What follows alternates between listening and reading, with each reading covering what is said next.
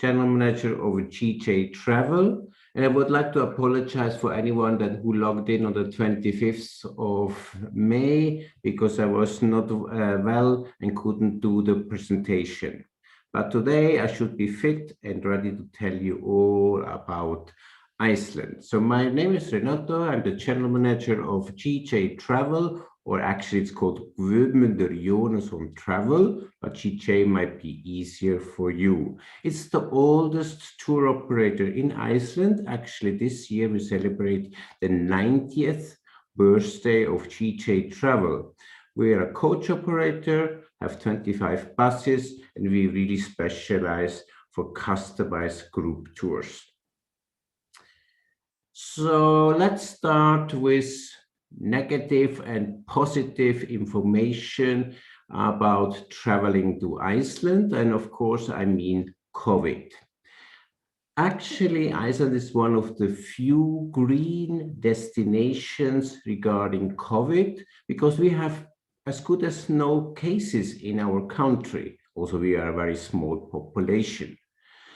So that means that we now allow people to visit Iceland, and they don't need to wear any face masks, except they go to the cinema, the theaters, to the hospital, or to the doctor. And of course, visitors to Iceland need a COVID vaccine. In Iceland itself, over 60% have already received at least the first COVID vaccine, and probably by end of July, we assume that the whole country has received the vaccine, and that's why we can have then very easy rules to enter Iceland. So the present rules are that you need a confirmation of a previous COVID infection or a certificate of a vaccination against COVID. Really detailed information, as they probably change quite a bit, would be on covid.is.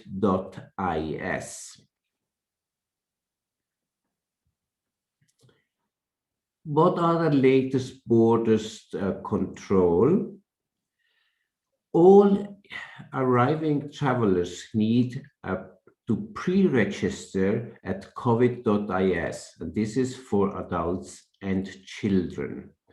Then all the arriving passengers must undergo at least one COVID screening in Iceland, wherever they are from. And that would be even so you have a vaccination certificate or certificate that for a previous COVID infection. Again, this might change because the moment Icelandic people, most of the Icelandic people have a vaccine, we might reduce that regulation of the people need to have a vaccine. Now, very, very important is, this is the regulation for Iceland and has nothing to do with the transit. So if you fly, and probably you will have to fly via another destination in Europe, you will have to check what are the regulations there. Even so, you might only be on transit. But the regulation, I tell you, is just valid for Iceland. So what vaccine do we accept at this moment?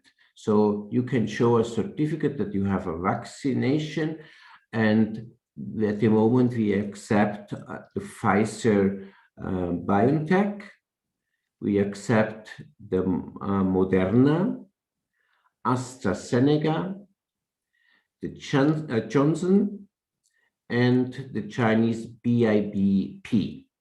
So these are at the moment the vaccines that are accepted for Iceland. Again, this might change, has a lot to do what the European Union will decide. So if they change Iceland will automatically adjust to that.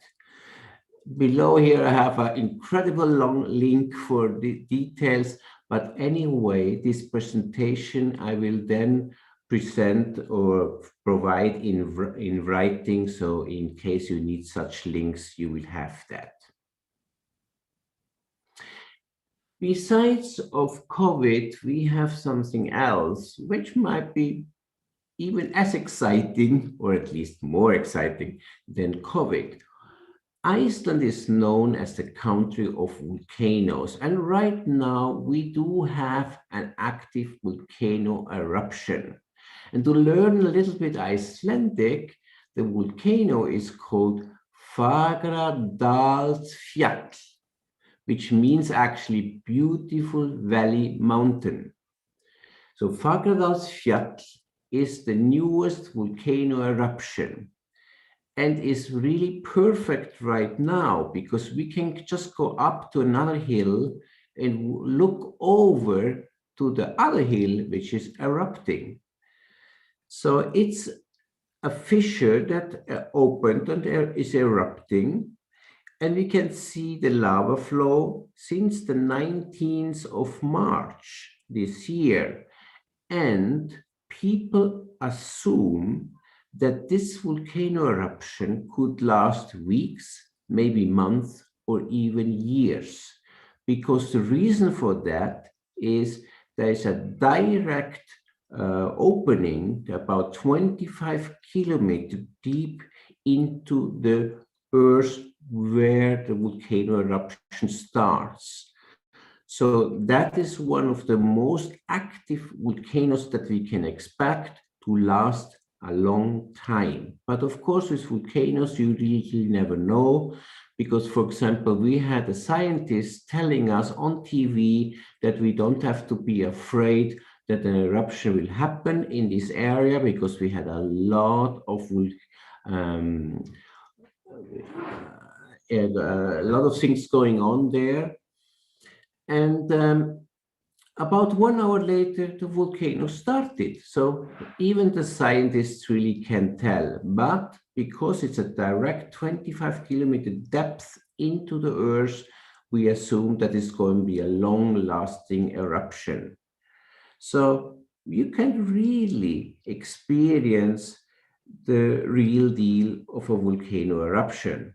Now, how to get there? It's about a 1 hour drive from Reykjavik, and then you will have to hike at least 3 to 4 kilometers one direction, so return 6 to 9 kilometers to get to the volcano eruption. It's actually very close to the Blue Lagoon or Keflavik International Airport. Since this is not a mountain, it's just the earth that opened and created an eruption. It is not really that dangerous since it's not a mountain. So we can really walk very nearby and sit higher than actually the eruption itself. So Fagradalsfjall is the newest volcano eruption in Iceland. Now, I will start now with general information about Iceland in case you do not know anything about Iceland. So Iceland is located between Europe and North America. So we are an island. To fly to Iceland is about 2.5 hours from London, about 3 hours from mainland Europe, 5 hours to Eastern USA and Canada, and about 7 to 9 hours to Western Canada and United States. So flying to Iceland from Indonesia means you probably have to fly first to Europe, because there are no direct flights from Asia to Iceland, and then from Europe to Iceland. So that probably will mean 3 different flights, except you fly via Holland.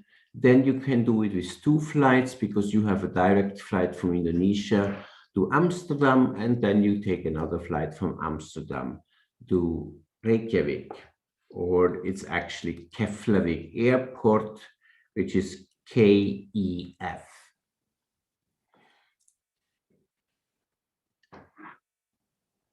So Iceland's connections are to Scandinavia, mainland Europe, UK, Canada, and the United States. So these are really the direct routes. The airport is called Keflavik, means KEF as the code. Now, one problem with Iceland is that we have the wrong name. But also our neighbor Greenland has the wrong name. As you can see, the big white island is Greenland, but it's white. It's not really green because 80% of Greenland is ice. So Greenland should be Iceland.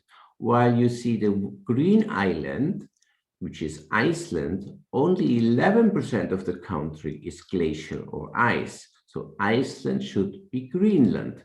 But here we go, we have the wrong name. So don't be afraid, Iceland is not covered in ice. We are actually quite the green island, but 11% of the country do have glaciers. I'll give you now a short presentation of Iceland.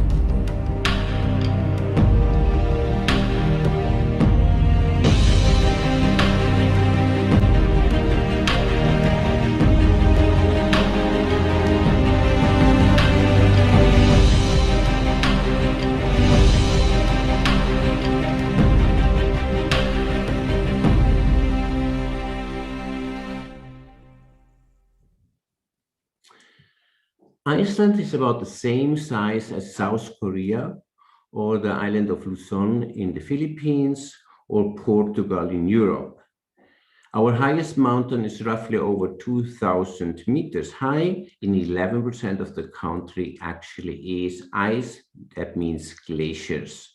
And we have Vatnajökull, the largest glacier in Europe.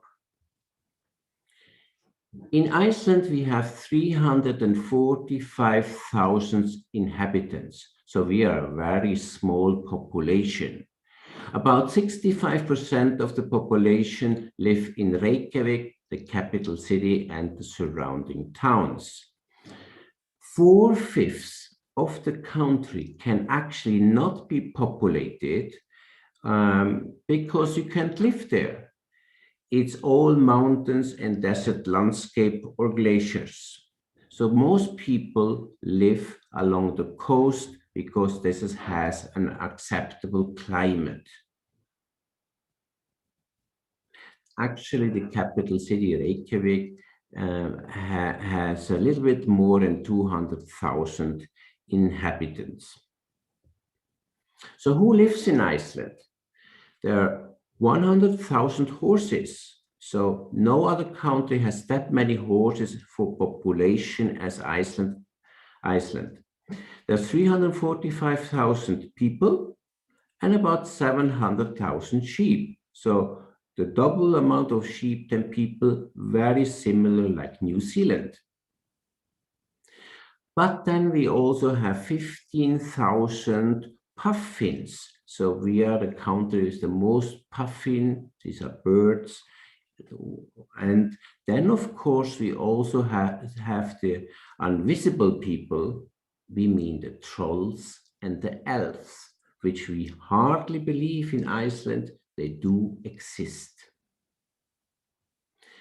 Here's a map of Iceland, and you can see this yellow road. That is the main road around Iceland. And it's really all along the coast because that's where people live. No one really lives in the interior of Iceland since it's simply an impossible place to survive.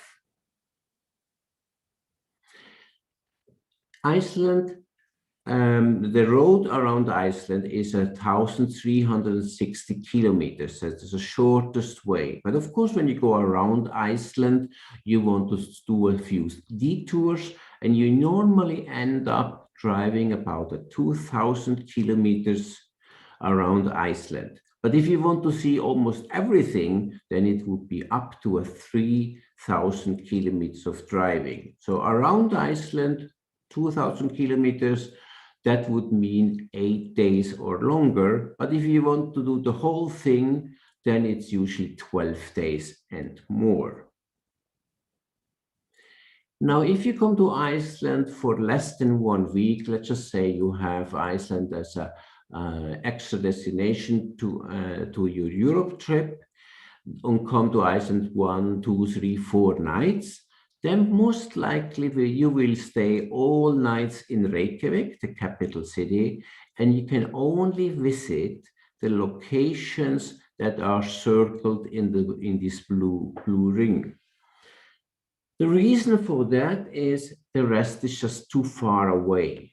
So when you travel within that blue circle, you probably still might have to drive up to 200 kilometers one way, means 400 kilometers return, just for different day tours. Nevertheless, you will see everything that Iceland is famous for.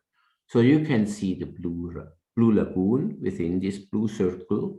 You can see volcanoes, even the newest volcano eruption you can see.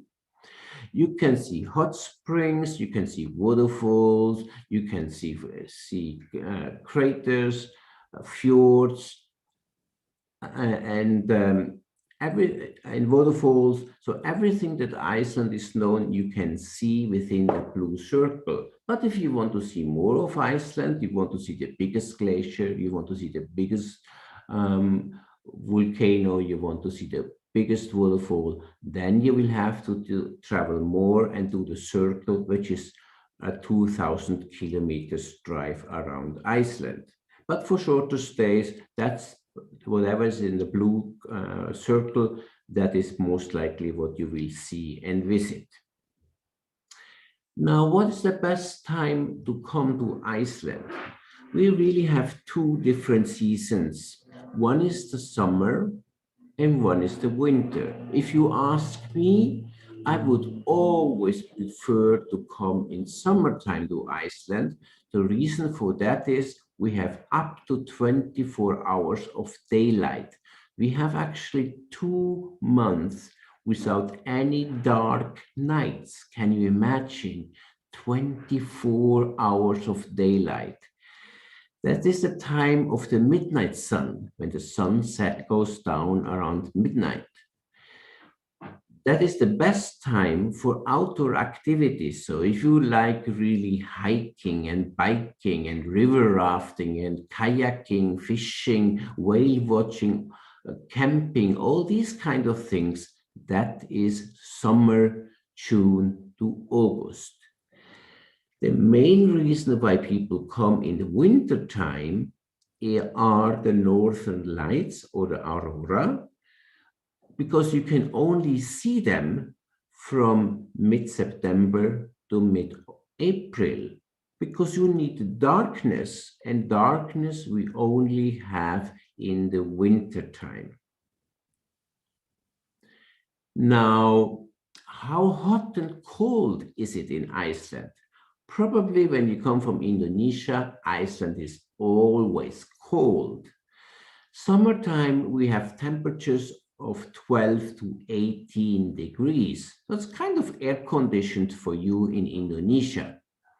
So 12 to 18 degrees in the summertime, but don't forget, we have 2 months without any darkness. The 21st of June is the day when the sun does not go down at all. So you have 24 hours of sun and daylight. When you come in the winter time, it's not as cold as you could imagine, since we're called Iceland. We are actually as cold or warm as New York, London, or Central Europe. So our average temperature in the winter time is 0 degrees. So it's actually not really freezing. So if you would go to Scandinavia or Eastern Europe, it is much, much colder, since they have temperatures to -20 or even -25 degrees. So Iceland is actually quite warm in the winter time. It's an average temperature of 0, and good refreshing in the summertime, 12 to 18 degrees. While the summer has up to 24 hours of daylight, winter has a lot of darkness. The 21st December means 6 months after the 21st of June. On the 21st of December, we have only 5 hours of daylight. So it's a lot of darkness. And to see the northern lights, you need darkness only at night. You don't need it in the morning or in the afternoon. So again, if you ask me, what is the best time to travel to Iceland? I would always pick the 21st of June, or meaning the summertime, when I have up to 24 hours of daylight. Imagine the energy of your body and the energy of nature.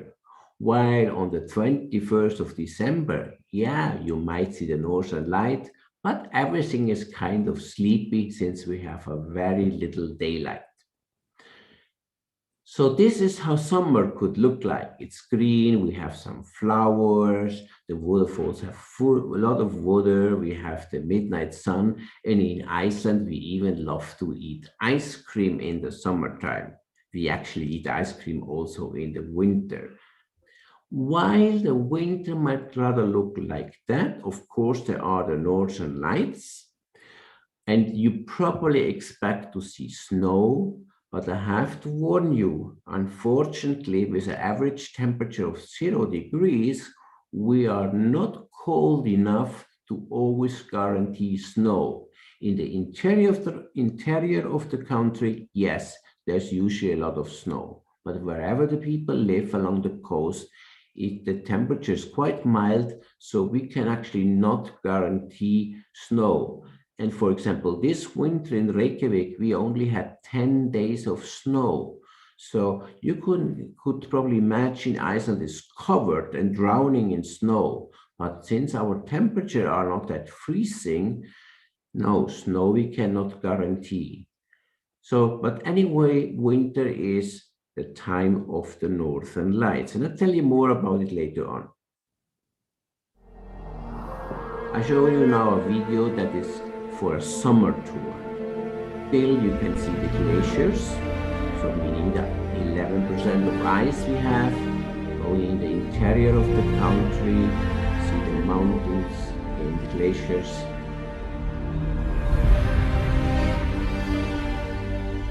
A lot of waterfalls.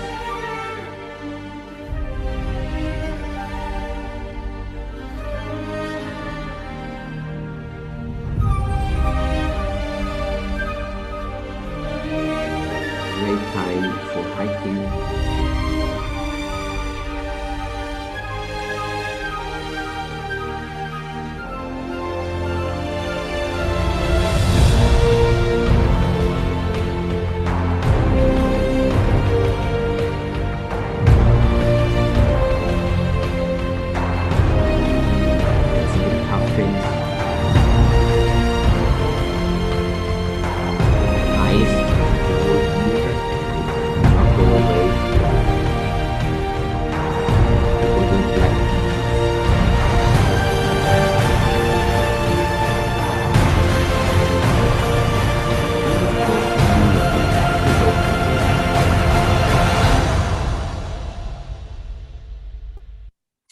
So what are the reasons to actually visit Iceland?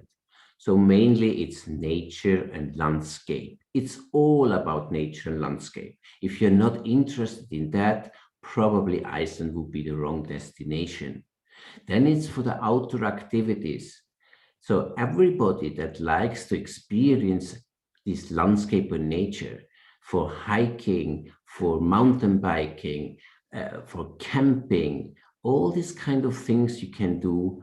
It's really an outdoor activity destination. And of course, then we have some Viking culture, since Iceland is a country of the Vikings. So what do I mean with nature? So the main things are really the volcanoes, meaning that we have volcanoes, we have hot springs, we have geysers, we have lava fields, and we have black beaches. Then we have waterfalls. We probably have around 10,000 waterfalls in Iceland. We have glaciers. 11% of the country is covered by glaciers. We have fjords and mountains.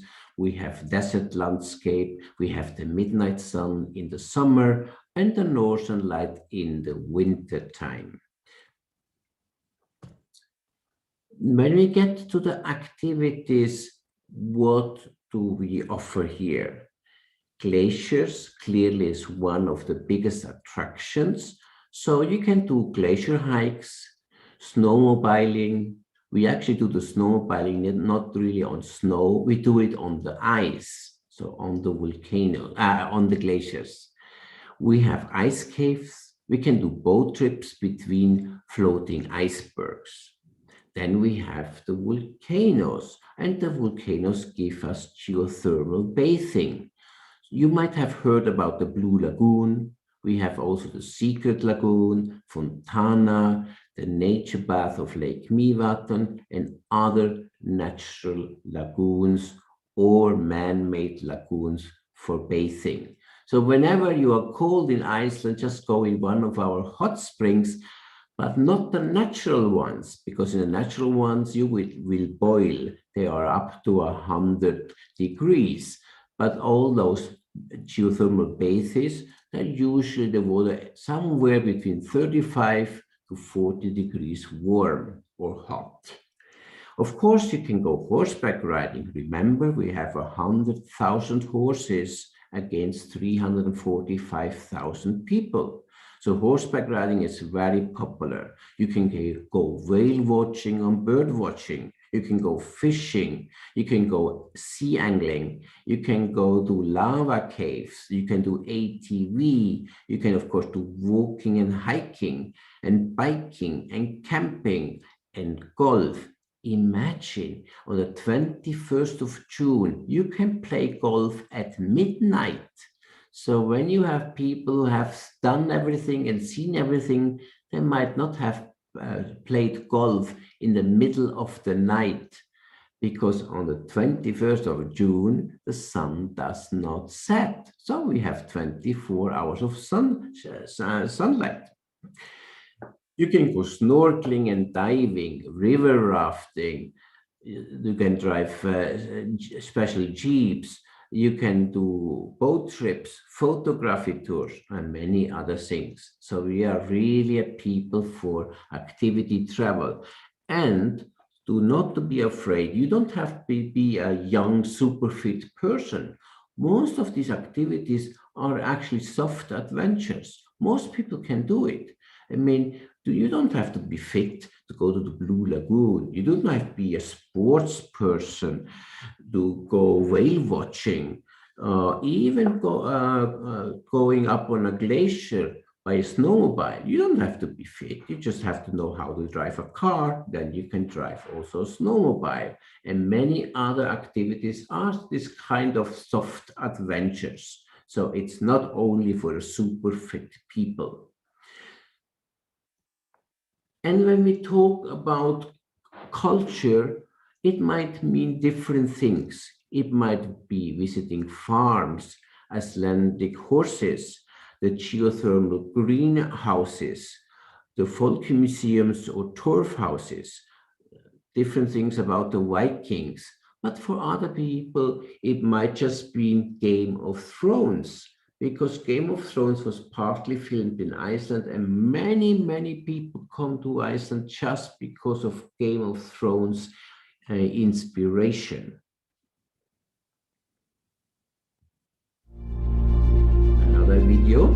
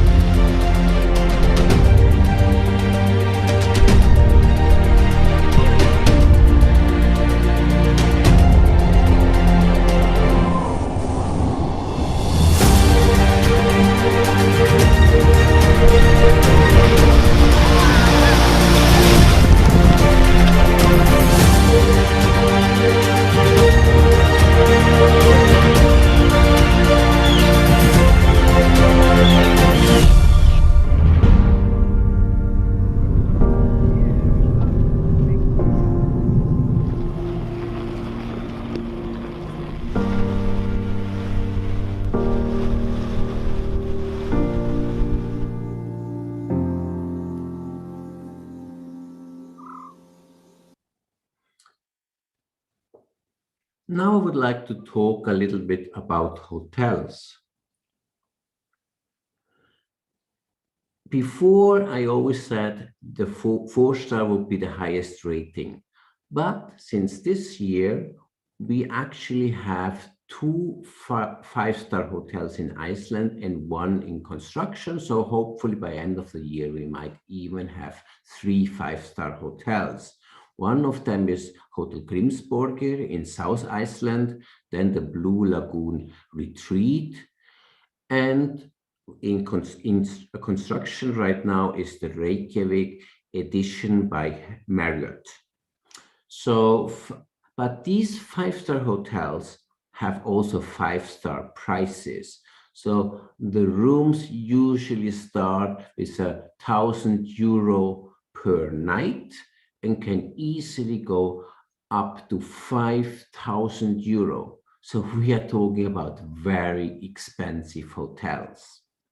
Four-star hotels, they have rates of somewhere, let's say, between 200 and €400 per night, breakfast, of course, included.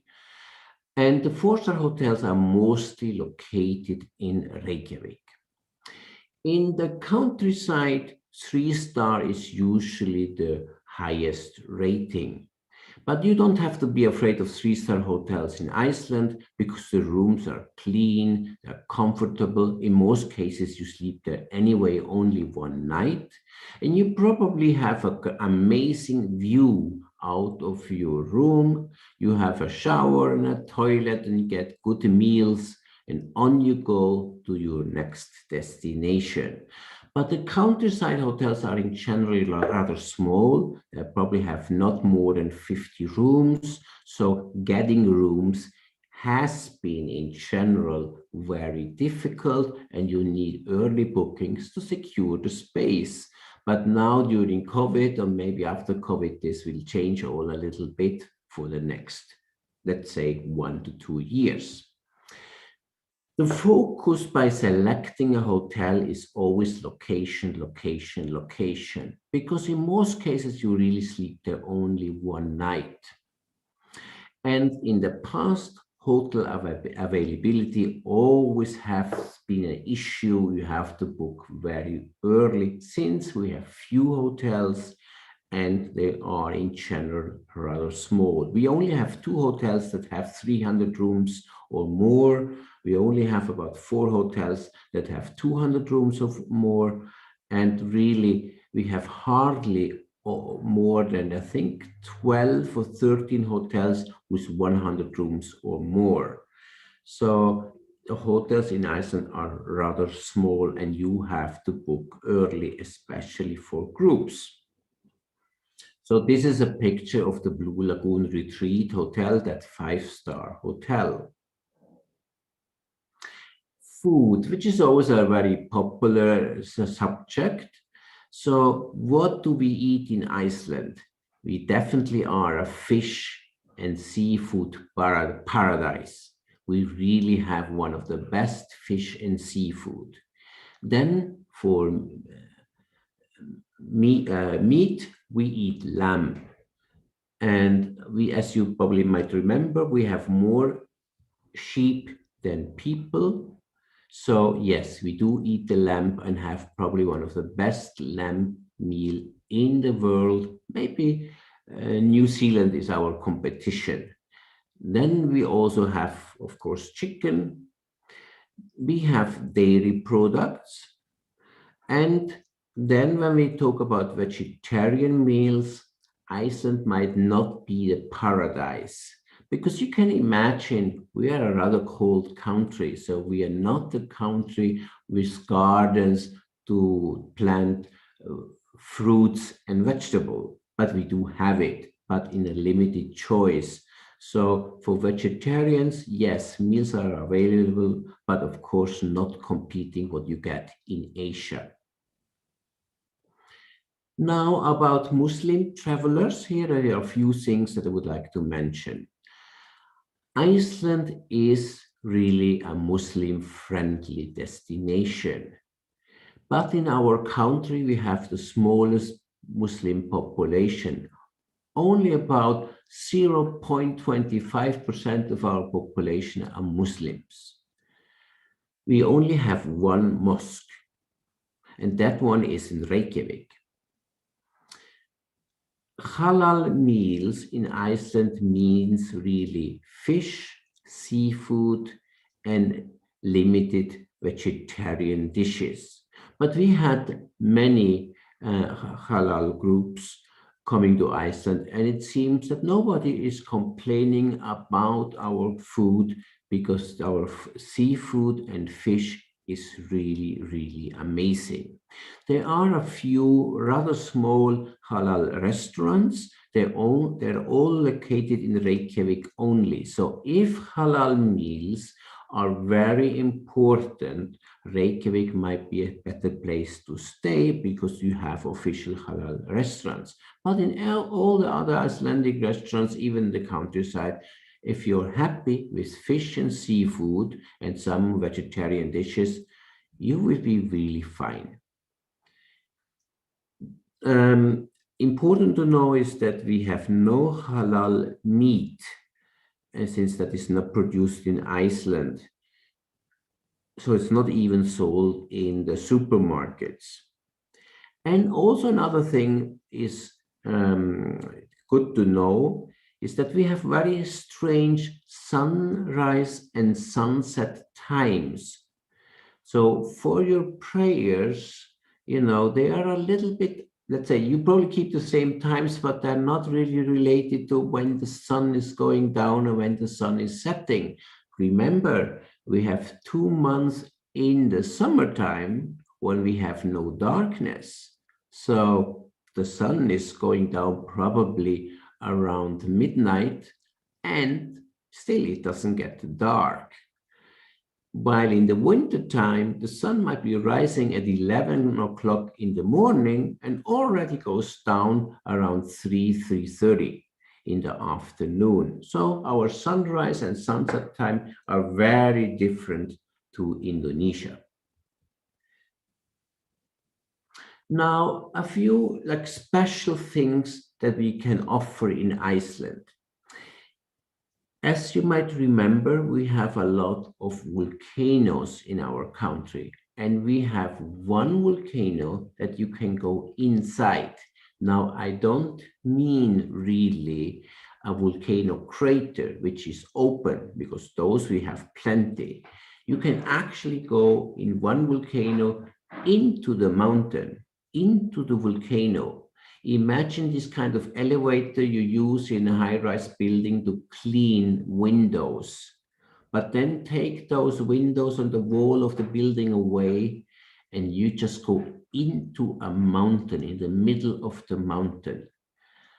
Only 5 people at one time can go in there. So it's a little bit expensive, but it's an amazing opportunity to go inside a volcano. But it's not an active volcano, so you don't have to be afraid and scared. Then we have one small museum who actually shows you real hot lava.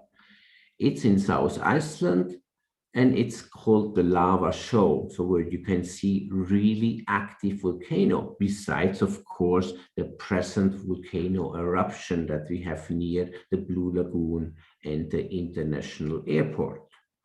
That entrance to the museum, the Lava Show, is roughly at €10. Then you can go into ice caves. We have the world's longest man-made ice cave. So we actually just made a tunnel into the glacier to go there, and it's open all year. So we have a man-made ice cave, the longest one in the world.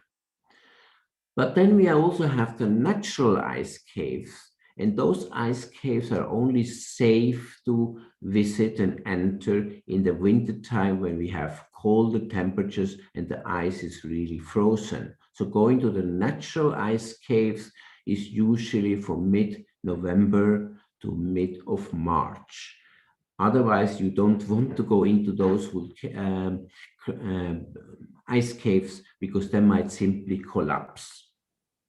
So usually when people ask where exactly are those ice caves, the natural ones, we have to say we don't know, because during the summertime they have to be created, be then really frozen in order to visit them in the winter time. But they are usually all located at Vatnajökull Glacier in southeast Iceland. And of course, Iceland, if you want to get warm, you go into the swimming pools, because the geothermal water of our swimming pools is usually 35 degrees and warmer. So we don't really use the swimming pools for swimming. We just use them to be warmed up. So those swimming pools are all over the country, and it's one of the cheapest and nicest experiences in Iceland. So bring your swimsuit along, even so our country is called Iceland. A few words about Guðmundur Jónasson, GJ Travel. We are the oldest tour operator and bus company in Iceland. As you can see, started in 1931, so we have our 90th anniversary this year. It's a family company. The third generation is running GJ Travel. We have our own buses from 16-seater to 61-seater. So there's all Mercedes-Benz and a rather new quality. But we also have specifically built buses. So the one on the left top, these are buses built only for GJ Travel, because these are high clearance four-wheel drive buses. Because if you want to travel in the interior of Iceland, so there where nobody lives, and want to drive through rivers, I repeat, through rivers without bridges, on four-wheel drive roads, so not paved roads, you need a four-wheel drive bus, high clearance, in order not to be stuck in the river and on the rocks or on the lava. So what can GJ Travel do for you? We are really customized on tailor-made group tours. So this can be very specific ideas like geothermal energy, bird watching. We can do study tours about volcanoes, for example, but we can do photographic tours. We can do Viking history tours, or just general nature outdoor activities in Icelandic history for travelers all over the world. So best is tell us how long time you have, what exactly your customers are interested in, so we can create for every single group their own specific tour program.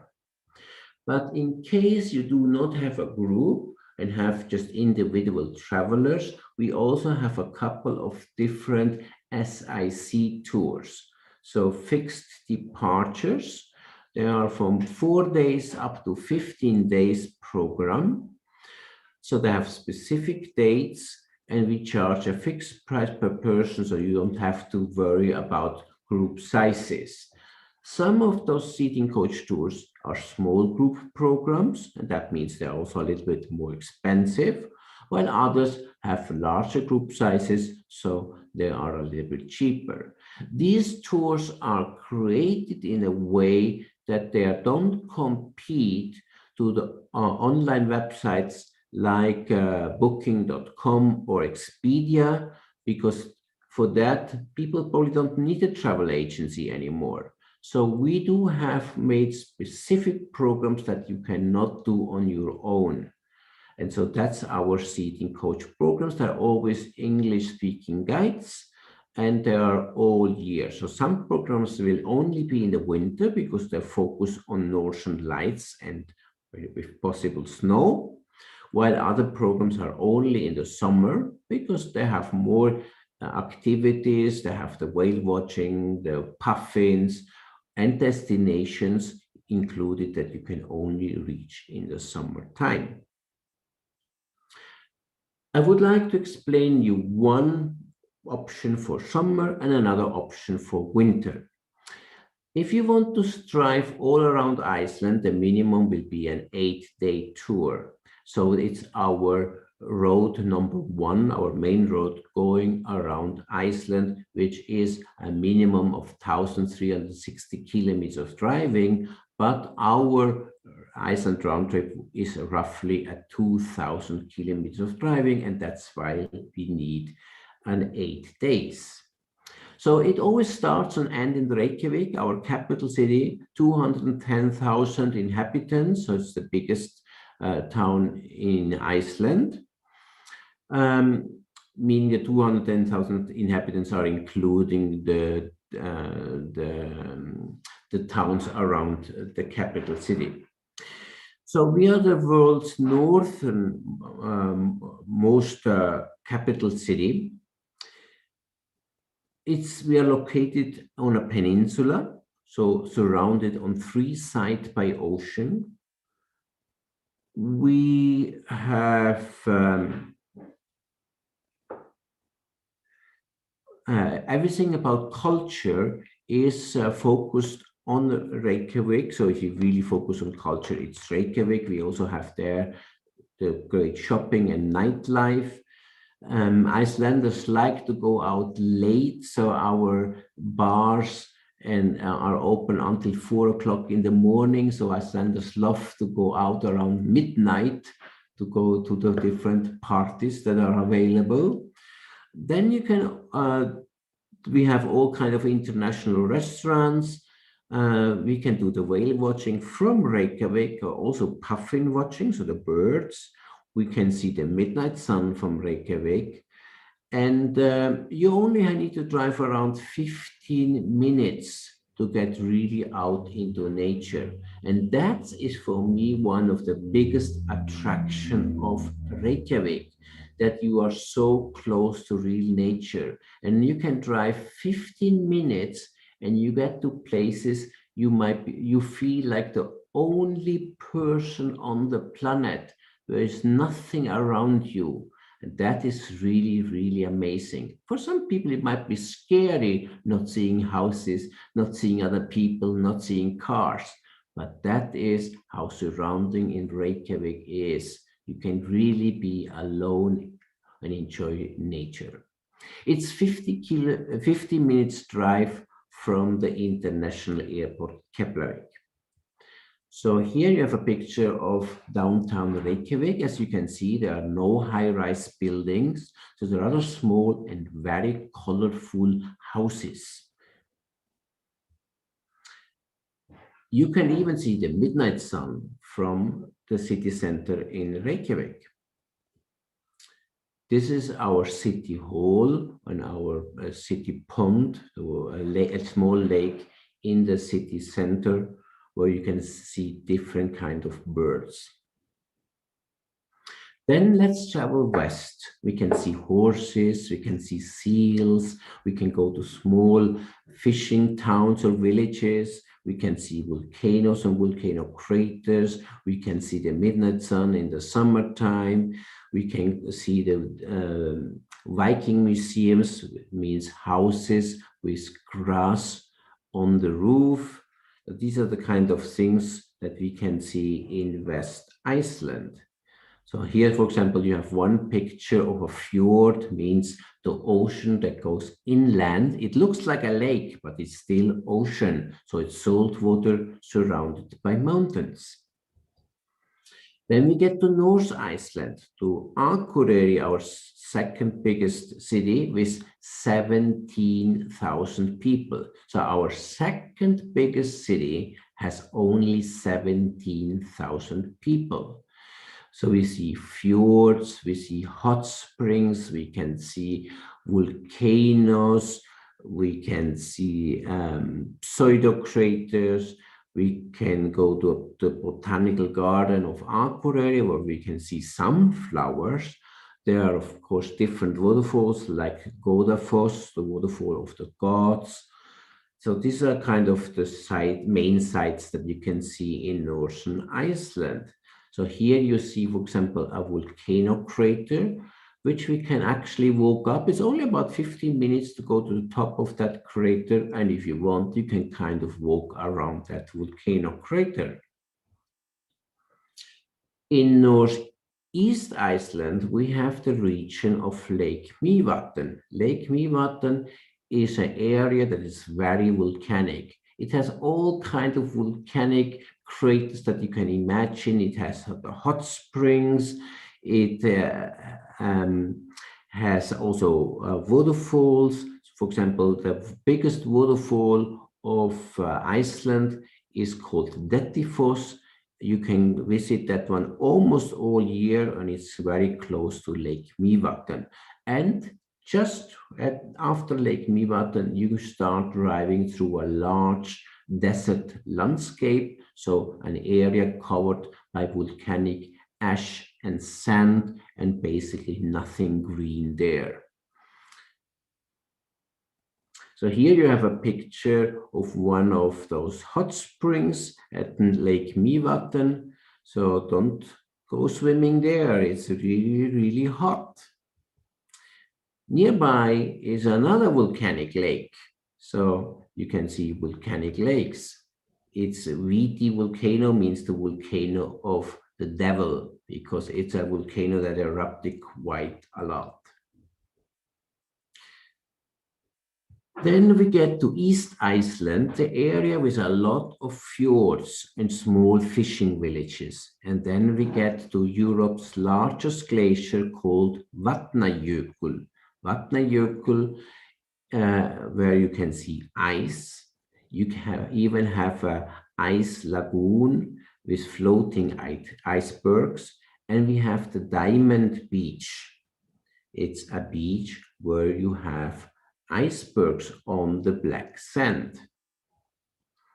So here you see one of the pictures taken in summertime with the blue flowers and the mountains along the fjord.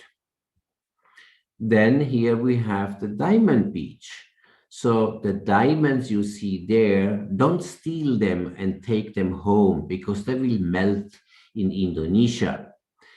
These are small icebergs that came from the nearby glacier, float out in the river, and float out into the ocean, and the ocean waves bring them back on the black sand. So those beautiful small ice caves look like diamonds on the black sand and are a very popular destination for photographers.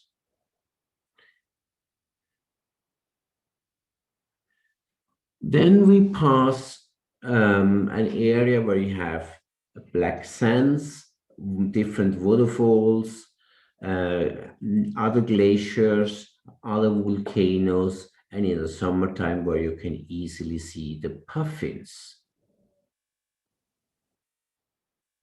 So here we have a picture of the black beaches. You can reach that all year, also in the winter time, and you can really walk on black sand. That is volcanic ash from the nearby volcanoes and then cleaned up by the ocean, and create those really amazing beaches. So the black beaches you can see in South Iceland. We have waterfalls. You can even walk around the waterfall or behind the waterfall. That is Seljalandsfoss. We can visit folk museums. So these are old turf houses where you have grass on the roof, because that was the system how the Vikings built houses to keep warm inside by having the grass on top of the roof. Then we kind of finished the tour with the Golden Circle. It's one of the most popular day tours and part of every Iceland round trip, because there you see the hot spring geyser, so the erupting hot spring. You see one of the largest waterfalls called Gullfoss, and you go to the national park of Þingvellir.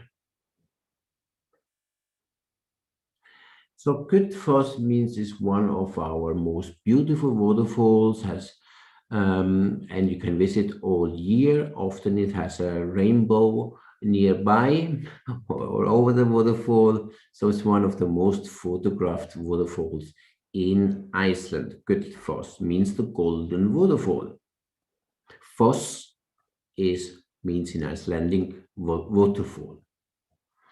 Then nearby we have just 5 minutes drive from the waterfall, we have Geysir Hot Spring.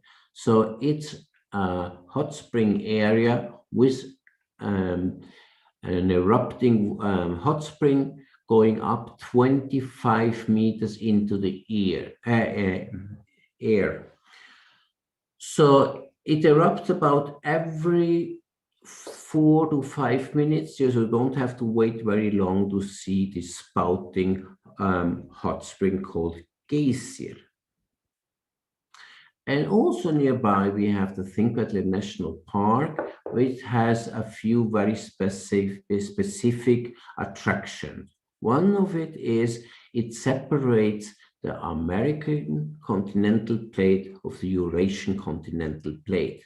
So on the left side, we have the American continental plate. No, sorry, on the left side, yeah, we have the American continental plate, while of the right side, we have the Eurasian continental plate. And in between, we have the Nowhere's Land. So it's between two continental places. So it's one of the most volcanic areas, and where really the two Earth plates are driven apart.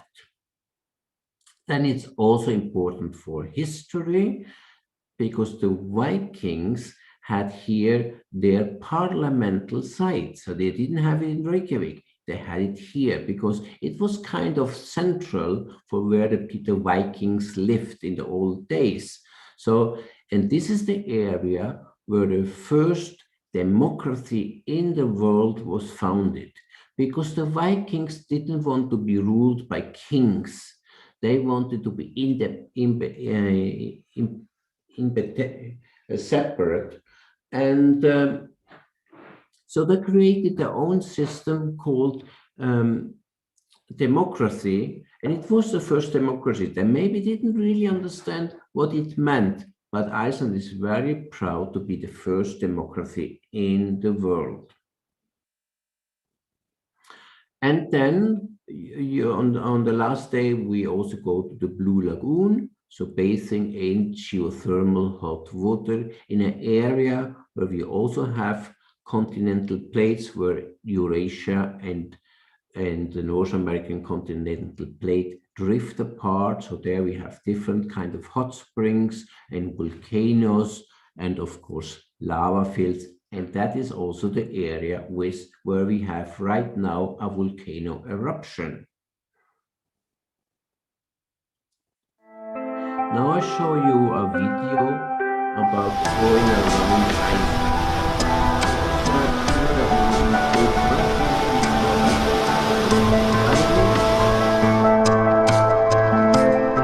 It starts with the golden circle.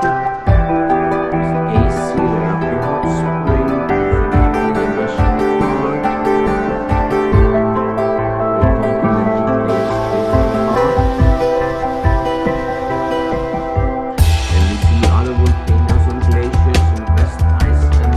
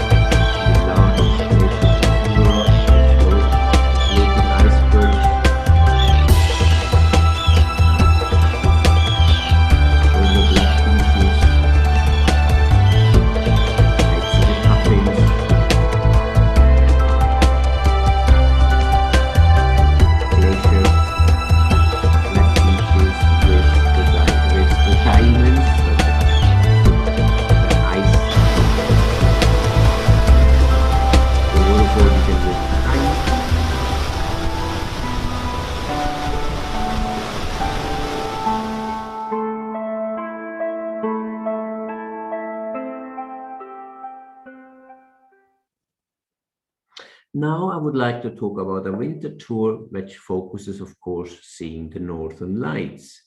It's called the Northern Light Exploration. It's an 8 day, 7 nights program, and we focus on West, Central, and South Iceland.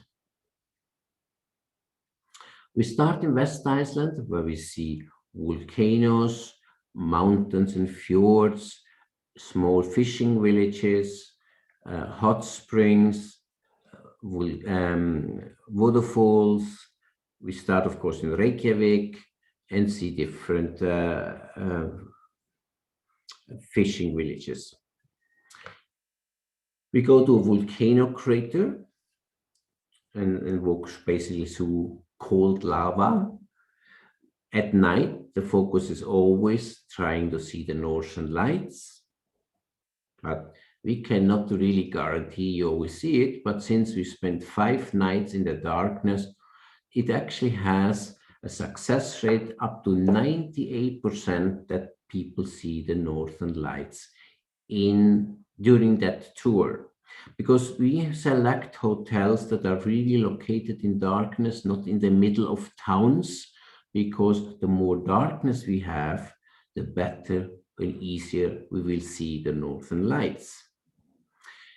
We go to the Snæfellsnes Peninsula, one of the western areas, and we go there to see more volcanoes, the black beaches, fishing villages. We go to an area, to a farm called Bjarnarhöfði. On Bjarnarhöfði, there you can go to a farm that uses shark meat. So you can eat shark meat, which is a very old Viking tradition,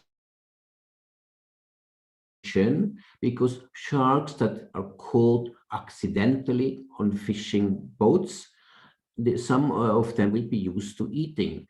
They kind of smell terrible, but it's an old Viking tradition how to use whatever we can get in nature and not throw anything away. So even the sharks that are caught by accident, they are eaten.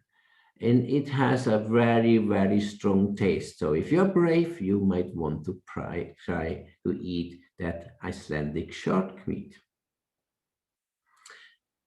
This picture I show you because it was taken at noontime. It looks kind of like being in the night, but it's actually around noontime, because you might remember the 21st of December, we only have a maximum of 5 hours of daylight. So even at noontime, it looks partly like still night. So it is really not the best time to visit Iceland, because you don't need so much darkness to see the Northern Lights. The Northern Lights are usually there from around 9 o'clock in the evening to around midnight. So you kind of use the December and January not as the best time, just to remind you this is how actually lunchtime looks like when you come in December and January. And nearby is one of the most popular mountains photographed in Iceland, Kirkjufell. It is not the Icelanders who decided this is one of the most interesting mountains to see. It was the foreign tourists, and somehow they made this mountain as the most photographed mountain in Iceland. So we visit that one also on the Northern Light Exploration Tour. We then go to the Golden Circle, see the hot spring of Geysir, the big waterfall Gullfoss, and the national park Þingvellir, which the 2 continental plates and the Viking parliament. Here we have a picture of Gullfoss waterfall in the winter time. Then we get to southeast Iceland. So we pass the waterfall of Skogafoss, we pass different glaciers, with the past different volcanoes and lava fields. Go to the Skogar Museum with the green roofs, the grass roofs. So we can see here, for example, one black beach in South Iceland. Our folk museum and torf houses in the wintertime. And then we get to Southeast Iceland, to Vatnajökull Glacier, so the biggest glacier of Europe, where you have the glacial lagoon with the floating icebergs, the diamond beach or the black beach with the icebergs on the black sand.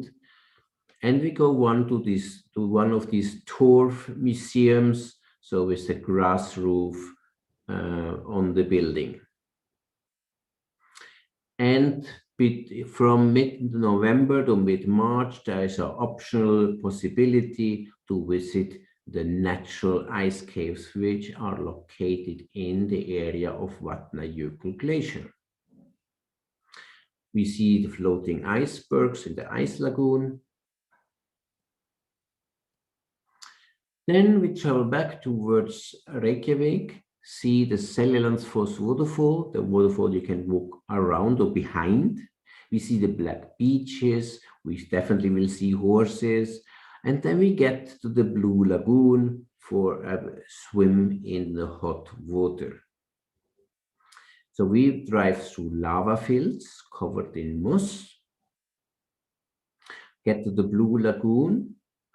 The water is roughly 27 to 28 degrees, so you kind of warm up in the Blue Lagoon, and it's the only geothermal lagoon in Iceland with salt water, because the Blue Lagoon is located so close to the ocean, and actually now also located very close to the volcano eruption.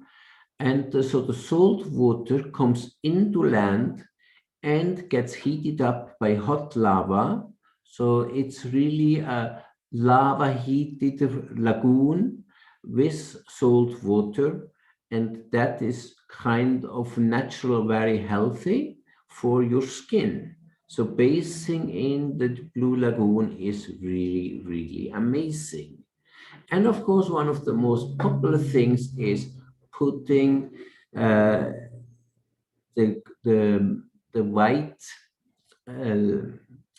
putting white oil on the skin, onto your face, to become more beautiful and become younger. Here is a video about the Northern Light Exploration Tour, our 8 days, 7 nights program. I would like to leave the couple who gave us this video came from Singapore and created this beautiful video.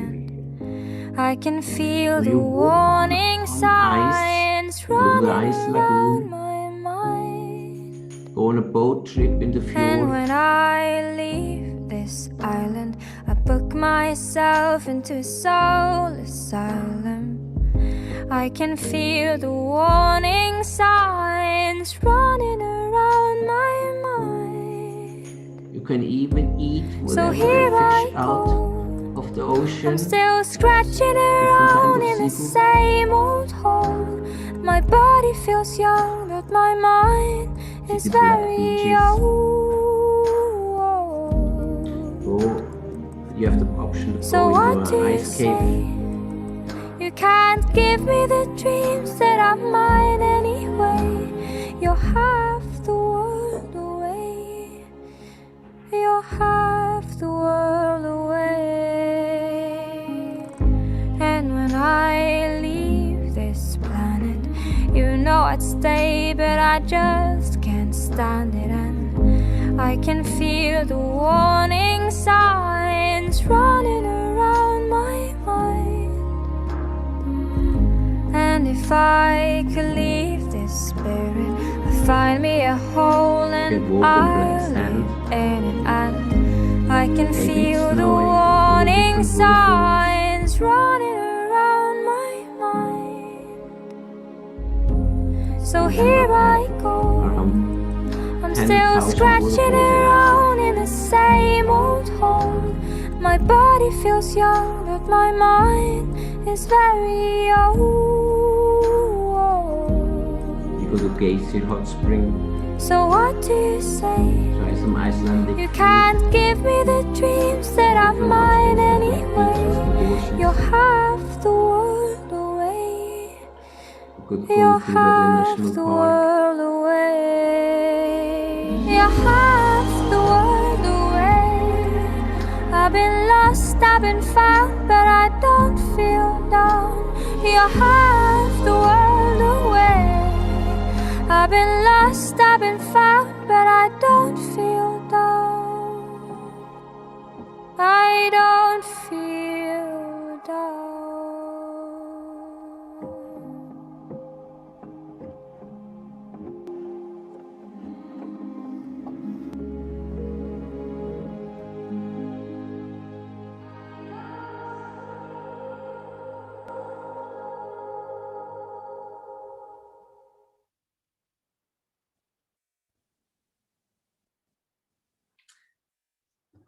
So a few words about the Northern Lights, which only can be seen from mid-September to mid-April.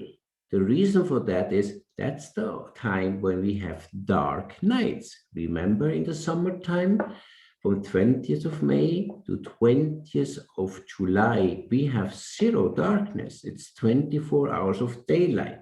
So you really have to wait for the winter time, which is mid-September to mid-April, when we have dark nights in order to see the Northern Lights. So Northern Lights can only be seen in the very north of the world. So it means in Alaska, in Canada, in southern Greenland, in Iceland, in northern part of Lapland, and the north coast of Siberia.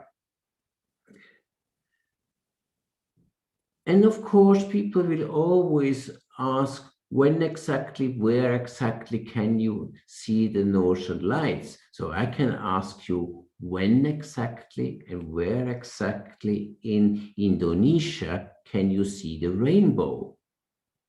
You know you need rain and sun at the same time, but when and where exactly, it's impossible to answer. And the same goes for the Northern Lights.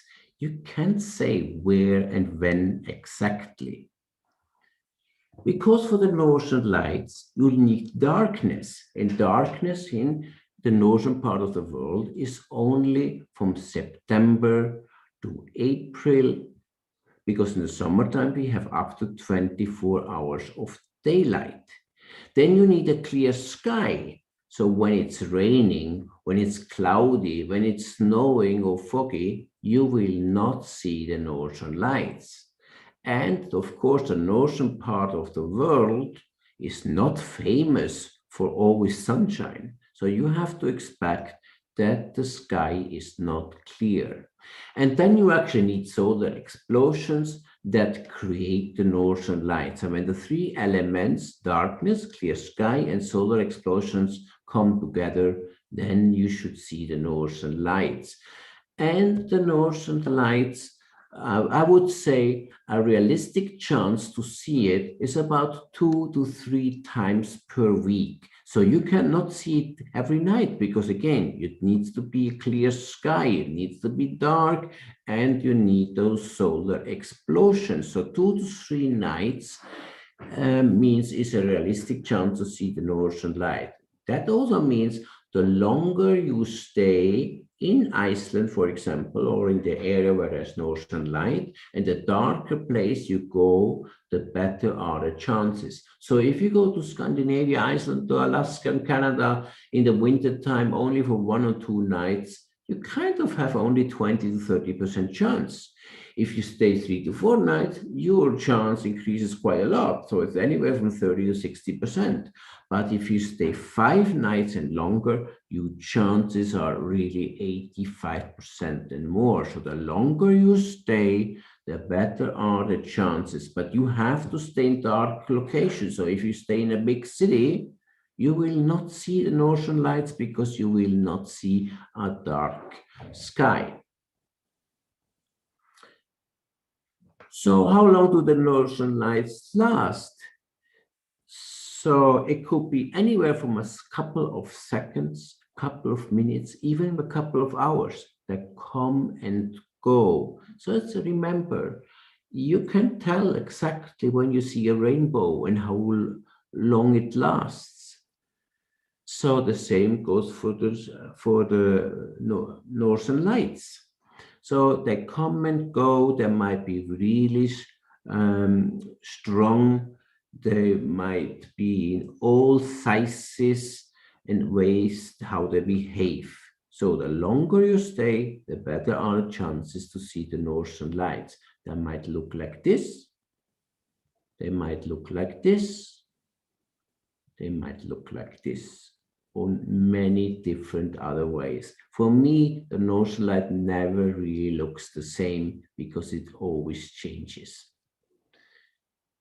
So it all starts on the sun with giant explosions, and those explosions create a kind of a wind or storm, and then in the specific area on Earth, you will be able to see the Northern Lights. Iceland, so while the Northern Light is the same everywhere, it makes a difference how warm or cold the country is. And when you come from Indonesia, it might make quite a difference which destination with Northern Light you choose. So Iceland has an average temperature of 0 degrees in the winter. Norway, probably -10. Finland and Sweden, probably -20 degrees. And in Greenland, Canada, and Alaska, you could get temperature of -20 to -50 degrees. So when you come for Indonesia, Iceland is clearly the warmest destination to see the Northern Light. But that means also with 0 degrees, we cannot guarantee snow. So if you want to also go skiing, it is not Iceland that you will choose.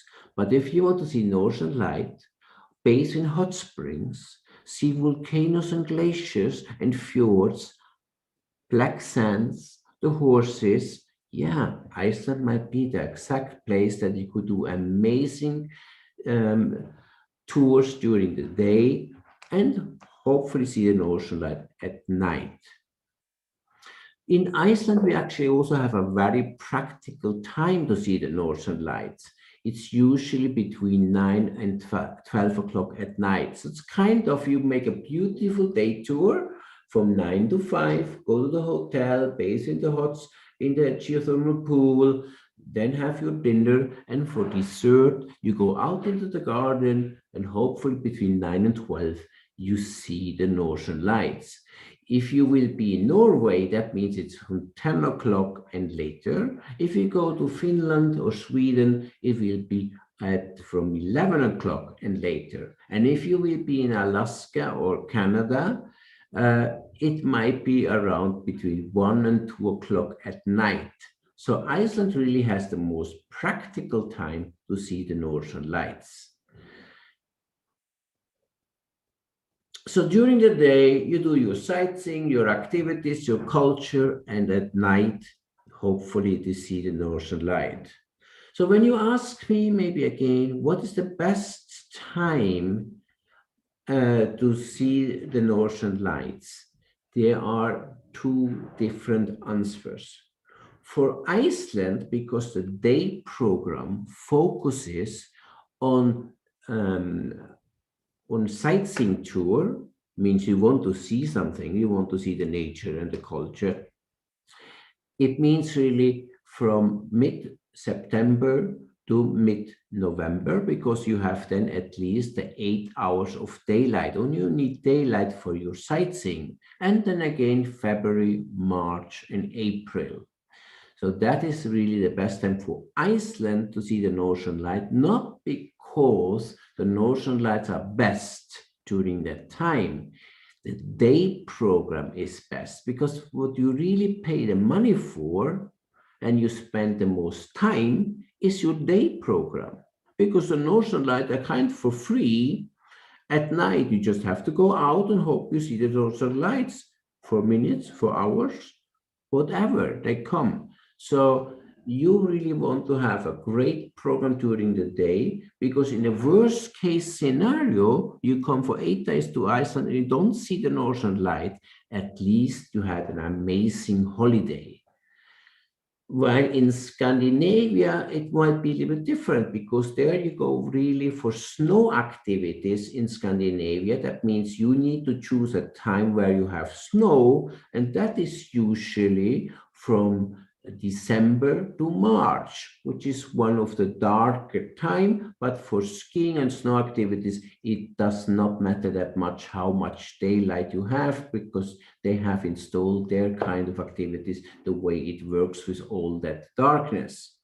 So for me, the best time to visit Iceland in the winter time to see the Northern Light is mid-September to mid-November, and again February to mid of April. Here is one video of one of our 5 days, 4 nights program.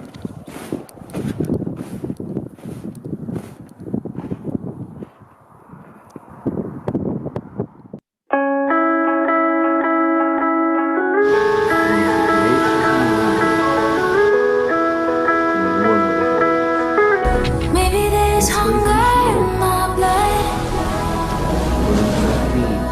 screaming out loud for what I want. See me running full speed at it. Look at tiny fractures. Coming up there, tiny fractures. Full speed at it. Coming up there, tiny fractures. Tiny fractures.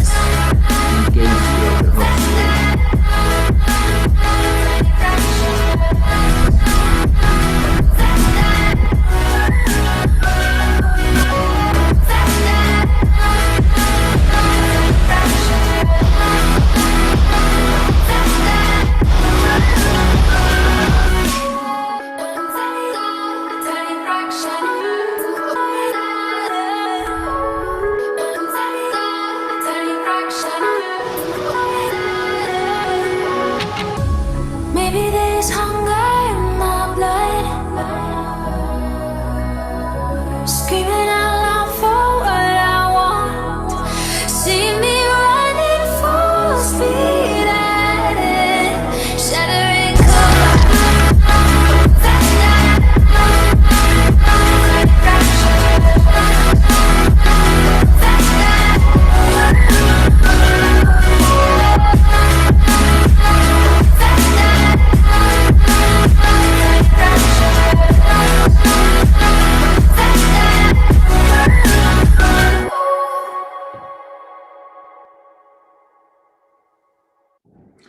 And my presentation is now over. Hope you're all still there and enjoyed and learned a lot. Great. Thank you so much, Renato. Very nice presentation and very thorough. Get to see everything there. And I love those videos, very high definition, very, very beautiful places to visit. And I'm sure a lot of the people here agree with me that Iceland is one of those beautiful destinations. There are time now for question and answer. There is a couple of questions here regarding the visa. Is it you get the visa from the Danish? Yeah, Denmark ambassador? gives Yeah. out the visa for Iceland.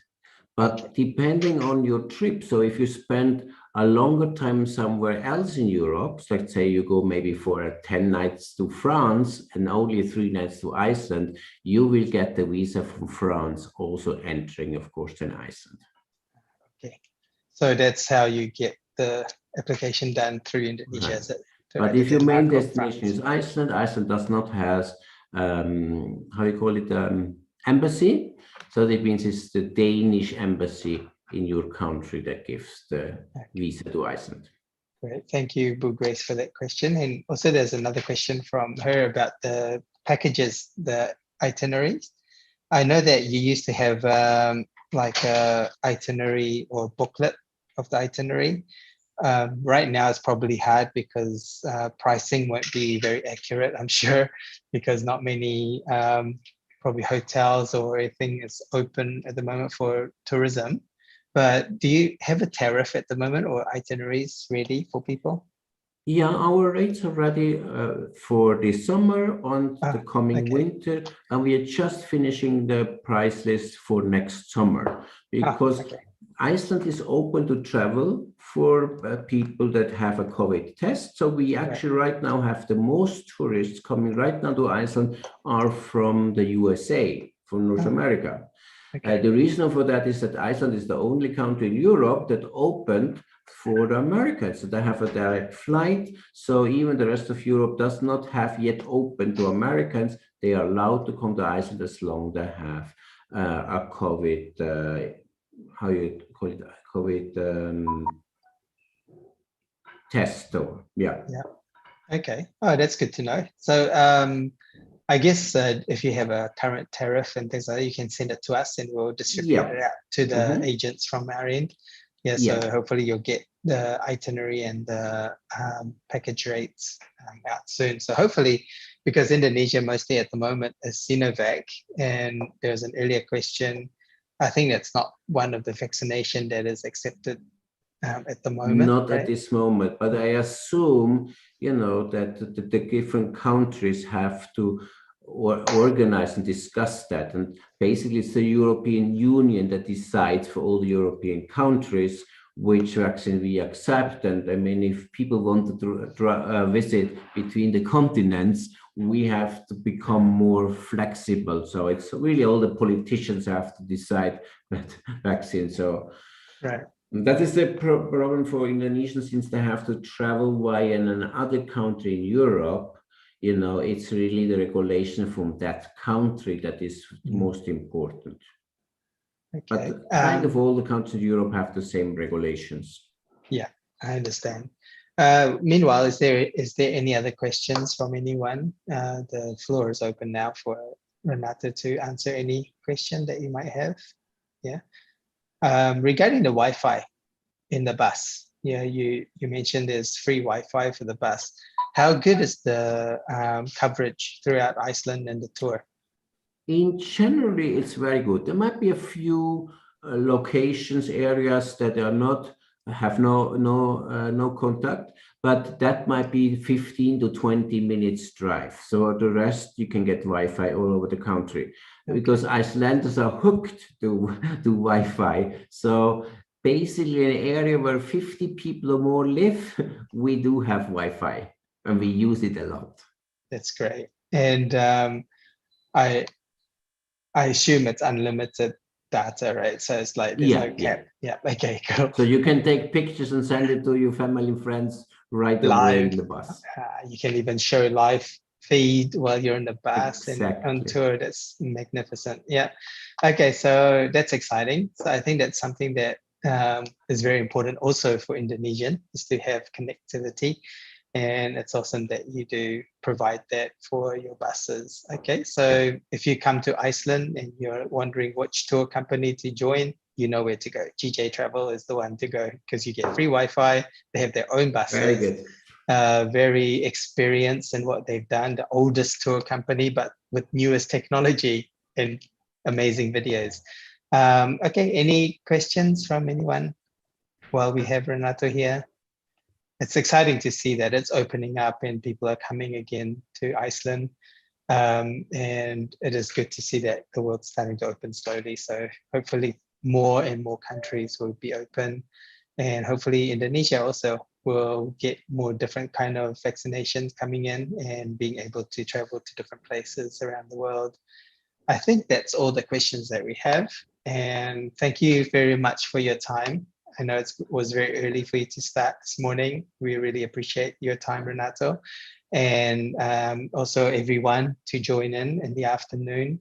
And also Bulis for also organizing all this. So we are back again. So just a reminder, we have another webinar coming up next week. So please join us for that. And thank you, and keep in touch. And Renato, will hopefully to see you soon again, and with a more exciting news about Asia and about Indonesia opening up in your country. And anything that new come up, please let us know, and we can open a space for you to have this webinar again. Thank you very much. Have a nice weekend and hopefully see you soon in Iceland. semuanya. Yes, definitely. Thank you. Look forward to seeing that. Thank you, everybody. Thank you. Yeah, take care. You Good to see a all. lot of familiar faces and names here. Yeah, not many Yes. faces, a lot of familiar names. Yeah, everyone's shy. They don't want to put on their videos. Yeah, but it's good to see everyone. Good to see your names there. Looking forward to seeing you again soon, hopefully in Indonesia, and hopefully even Les can come and see you soon. Yeah. Okay. Okay. See you all. Okay. Yeah. Thank you. Thank you, Renato. Bye. Thank you too. Bye. Have a nice weekend.